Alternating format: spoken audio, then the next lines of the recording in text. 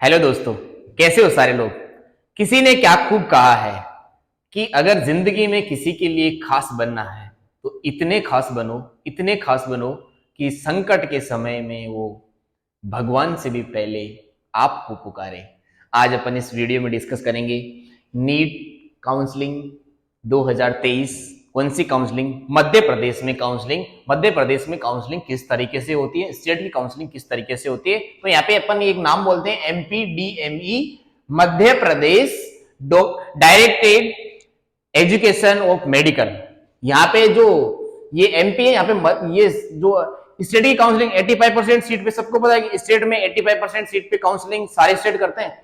उसके बाद में हम यहाँ पे एमबीबीएस और बीडीएस दोनों की बात करेंगे। तो अब अपन बात करते हैं कि प्राइवेट मेडिकल कॉलेज में क्या बाहर के बच्चे वहां पे एडमिशन ले सकते हैं क्या? एक ही केस में वहां पे बाहर के बच्चे एडमिशन प्राइवेट मेडिकल कॉलेज में ले सकते हैं जब वहां के एमपी के बच्चे प्राइवेट मेडिकल कॉलेज में एडमिशन ना ले और वहां पे सीट खाली रह जाए, तब बाहर के बच्चों को वो अलाउ करते हैं एमबीबीएस करने के लिए। अदरवाइज आपको वहां पे सीट नहीं मिलेगी, चाहे कट ऑफ कितना भी नीचे जाए, कितना भी ऊपर जाए।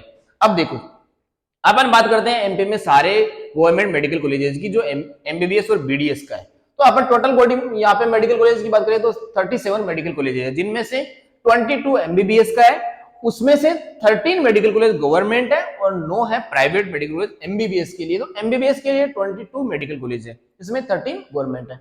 15 मेडिकल कॉलेज है वो बीडीएस के है, मतलब डेंटल वाले कॉलेज। उसमें से एक गवर्नमेंट है और 14 प्राइवेट है। एक ही गवर्नमेंट है बीडीएस का मेडिकल कॉलेज एमपी में। उसके बाद में अपन बोलते हैं कि सर जब यहाँ पे रजिस्ट्रेशन शुरू होगा तो किस तरीके से कौन सी साइट पे जाना होगा। तो साइट का नाम ये है dme.mponline.gov.in। इस पे आप जाओगे तो वहां पे आपको इस पे जाने के बाद में जब काउंसलिंग कराओगे तो वहां पे एक कैंडिडेट प्रोफाइल बनाना पड़ेगा, एक छोटा सा कॉलम जिसमें आपको नाम मेंशन करना है, आपकी मतलब फादर का नाम मेंशन करना है और थोड़ी सी जनरल सी डिटेल मेंशन करनी है, जिसके थ्रू आपकी क्या बन जाएगी, कैंडिडेट प्रोफाइल बन जाएगी। कैंडिडेट प्रोफाइल बनने के बाद में आपको क्या करना पड़ेगा, अब इसका एडमिशन प्रोसेस क्या है। आप सारी बातें ध्यान से सुनते जाइएगा। काउंसलिंग टेक्निकल प्रोसेस है जिसकी सारी स्टेप्स आपको एक बाई मतलब 1 बाई 1 करके आपको सीख लेनी चाहिए। अब देखना एडमिशन प्रोसेस क्या है भाई। एडमिशन प्रोसेस तो पहले सबसे पहले होगा रजिस्ट्रेशन। रजिस्ट्रेशन में आप सारे बच्चों को पता है कि रजिस्ट्रेशन फी लगती है। तो रजिस्ट्रेशन फी कितनी है इसमें? 1000। स्टेट काउंसलिंग की बात कर रहा हूं, 1000 यहाँ पे रजिस्ट्रेशन फी है।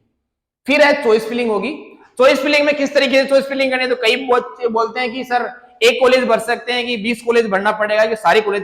आप एक कॉलेज भर सकते हो, मिनिमम एक कॉलेज भरना पड़ेगा। चॉइस फिलिंग खाली नहीं छोड़नी है। एक कॉलेज मतलब ऐसा नहीं कर सकते कि अपन फर्स्ट राउंड में पार्टिसिपेशन ले रहे हैं और कॉलेज भर नहीं रहे तो डायरेक्टली अपन सेकंड राउंड के लिए एलिजिबल हो जाए। नहीं, आपको एक कॉलेज तो यहाँ पे भरना ही पड़ेगा, कम से कम एक कॉलेज भर दिया या फिर सारे के सारे मेडिकल कॉलेज भर दो। उसमें क्या सर हम गवर्नमेंट या प्राइवेट दोनों भर सकते हैं क्या? बीडीएस एमबीबीएस दोनों भर सकते हैं? हाँ, वहां पे आप गवर्नमेंट एमबीबीएस, गवर्नमेंट ये बीडीएस और प्राइवेट एमबीबीएस प्राइवेट बीडीएस दोनों भर सकते हो, साथ में एक ही लिस्ट में आप यहाँ पे ऐड कर सकते हो। ठीक है, उसके बाद में आपका चॉइस लॉक हो जाएगा। आप नहीं भी लॉक करोगे तो फाइनल डे अपने आप लॉक हो जाएगा जब फर्स्ट राउंड की काउंसलिंग स्टार्ट होगी। तब ईमेल आईडी और मोबाइल नंबर आपको सारे लोग बोलते हैं, सबको पता है कि एप्लीकेशन फॉर्म में जो भी यूज किया था वही यूज करना है दोबारा से, ताकि आपको आगे प्रॉब्लम ना हो। उसके बाद में सबसे जरूरी काम है आपके डॉक्यूमेंट्स तैयार होने चाहिए। अगर आपके डॉक्यूमेंट्स अभी तक तैयार नहीं तो फटाफट से एक दो डॉक्यूमेंट्स जो रह गए हैं उनको फटाफट से तैयार कर लीजिएगा। डॉक्यूमेंट्स कौन कौन से तैयार करने हैं इसके लिए मैंने वीडियो बना रखा है, उसको आप देख सकते हैं आराम से जाके। अब मैं बोलता हूं कि किस तरीके से आपका काउंसलिंग प्रोसेस चलेगा। देखिए, राउंड फर्स्ट में चॉइस लॉक हो गया, चॉइस फिलिंग होने के बाद में उसके बाद में आएगा राउंड फर्स्ट का रिजल्ट। राउंड फर्स्ट के रिजल्ट में क्या होगा, या तो सीट आपको मिलेगी या तो आपको सीट नहीं मिलेगी। जब यार सिंपल सी प्रोसेस है, सीट आपको नहीं मिलेगी ना तो आपको सेकंड राउंड के लिए जाना ही है, सिंपल बात है। हाँ, जब आपको सीट मिल गई तो क्या करना है, सीट मिल गई और आप वहां पे पहुंच गए मेडिकल कॉलेज में, आपने रिपोर्टिंग कर ली, फिजिकल रिपोर्टिंग, और वहां पे आपने एडमिशन करवा लिया तो आपकी काउंसलिंग स्टॉप हो जाएगी। आपको आगे कुछ नहीं करना है, कंप्लीट हो जाएगी काउंसलिंग। अब बोलते हैं कि आपने वहां पे रिपोर्टिंग कर ली, एडमिशन कराया, लेकिन आपका मन कर रहा है कि नहीं मुझे इससे अच्छा मेडिकल कॉलेज भी मिल सकता है।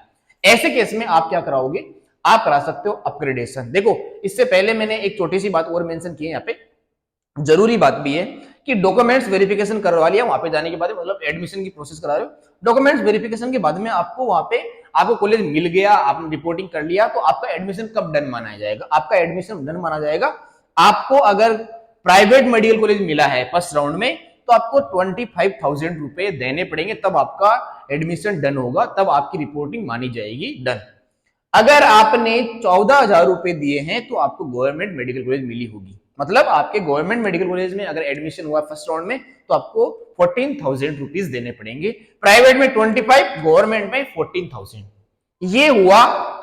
इसके बाद में आप चाहते हो कि नहीं मुझे तो इस कॉलेज से अपग्रेड करना है, मतलब इससे अच्छा मेडिकल कॉलेज लेना है, आपके हिसाब से आप यहाँ पे सोच सकते हैं। उससे पहले आपकी प्रेफरेंस लिस्ट में कुछ ऐसे मेडिकल कॉलेज होंगे जो इससे अच्छे मेडिकल कॉलेज होंगे, तो आप क्या करोगे? अपग्रेड करोगे, बिल्कुल करोगे।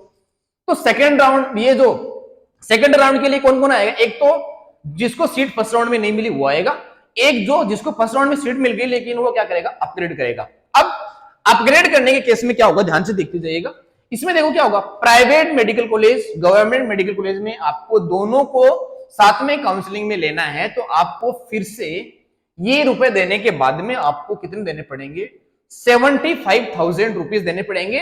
प्राइवेट कॉलेज की और गवर्नमेंट की दोनों की आप काउंसलिंग में पार्टिसिपेशन लेना चाहते हो तब आपको 75,000 इसके अलावा और देने पड़ेंगे, ध्यान से सुन लीजिएगा। उसके बाद में आप बोलते हो कि ये देने के बाद में ये दे दिए, आप बोलते हो नहीं हमें प्राइवेट का काउंसलिंग नहीं करना, हमें सिर्फ और सिर्फ किसका काउंसलिंग करना है? गवर्नमेंट मेडिकल कॉलेज के लिए काउंसलिंग करना है, तो आपको कोई पैसे नहीं देने पड़ेंगे क्योंकि आपने पहले 14,000 रुपए दे दिए हैं। गवर्नमेंट की काउंसलिंग के लिए आपको नहीं देने पड़ेंगे, गवर्नमेंट और प्राइवेट दोनों के लिए अगर कर रहे हो तो आपको 75,000 रुपीज फिर से देने पड़ेंगे, ठीक है। आप चले गए किसके लिए? सेकंड राउंड के लिए। और कौन आएगा सेकंड राउंड में? और आएगा फ्रेश रजिस्ट्रेशन, मतलब जिन्होंने फर्स्ट राउंड में पार्टिसिपेशन नहीं लिया था, ना रजिस्ट्रेशन किया था, तो यहाँ से फ्रेश रजिस्ट्रेशन होगा। फ्रेश रजिस्ट्रेशन के बाद में चॉइस फिलिंग होगी, फिर से ये वाले बच्चे भी फिर से चॉइस फिलिंग कर सकते हैं, ठीक है। यहाँ पे आपको पैसे कैसे कैसे देने पड़ेंगे? फ्रेश रजिस्ट्रेशन वाले बच्चे जो गवर्नमेंट और प्राइवेट दोनों के लिए काउंसलिंग करना चाहते हैं उनको 1 लाख रुपए देना पड़ेगा। सेकेंड राउंड के बच्चे जो सेकेंड राउंड में आ रहे हैं और फ्रेश रजिस्ट्रेशन है उनको 1 लाख रुपए देना पड़ेगा। और जिन बच्चों ने अभी फ्रेश रजिस्ट्रेशन किया है और वो बच्चे हैं कौन से? वो बच्चे हैं क्या जिनको यहाँ पे जनरल कैटेगरी में है तो देने पड़ेंगे वहां पे 1,000 रुपए, लेकिन उनको यहाँ पे गवर्नमेंट मेडिकल कॉलेज में ही काउंसलिंग मिलेगा। इन बच्चों को गवर्नमेंट मेडिकल कॉलेज में ही काउंसलिंग मिलेगा जो 10,000 रुपए दे रहे जनरल कैटेगरी में और 5,000 रुपए दे रहे रिजर्व कैटेगरी मतलब ओबीसी एससी एसटी में। इन बच्चों को 5,000 रुपए देने पड़ेंगे, किसके लिए? गवर्नमेंट मेडिकल कॉलेज के लिए। प्राइवेट गवर्नमेंट दोनों के लिए जा रहे हैं फ्रेश रजिस्ट्रेशन के थ्रू 1 लाख रुपए, गवर्नमेंट के लिए जा रहे हैं तो आपको जनरल कैटेगरी में 10,000 और रिजर्व कैटेगरी में 5,000 रुपए। यहां से सारे बच्चे आए किसमें? सेकंड राउंड में। सेकंड राउंड में चॉइस फिलिंग हुआ, चॉइस लॉक हुआ, रिजल्ट आया। रिजल्ट में क्या होगा? फिर से वही बात, सीट मिलेगा, सीट नहीं मिलेगा। सीट मिलेगा तो रिपोर्ट कर जाओ, एडमिशन डन कराओ। एडमिशन डन करवा दिया, वही प्रोसेस किया, पैसे भर दिए। सीट अलॉटमेंट नहीं हुआ, जाओ मॉपअप राउंड के लिए। मॉपअप राउंड के लिए जाना पड़ेगा अगर आपको सीट यहाँ पे नहीं मिला। अब ये बोलते हैं कि क्या सेकंड राउंड में सीट मिलने के बाद में अपग्रेड कर सकते हैं? हाँ, देखो कितना बढ़िया फैसिलिटी यार, ये बात तो सही है कि सीट अलॉट हो गया, रिपोर्ट कर गए, एडमिशन हो गया, फिर भी आप चाहते हो कि अपग्रेड करो। अपग्रेड करो तो आप मॉपअप राउंड के लिए जा सकते हैं। और मॉपअप राउंड में कौन आएगा? एक तो जिनको सीट नहीं मिली वो आएगा, एक जिनको अपग्रेडेशन करना वो जाएगा, एक फ्रेश रजिस्ट्रेशन फिर से होगा। मतलब मॉपअप राउंड के लिए भी फ्रेश रजिस्ट्रेशन होगा। यहाँ पे हर स्टेप में फ्रेश रजिस्ट्रेशन आपको मिलेगा एमपी में, ध्यान से देखते जाइएगा।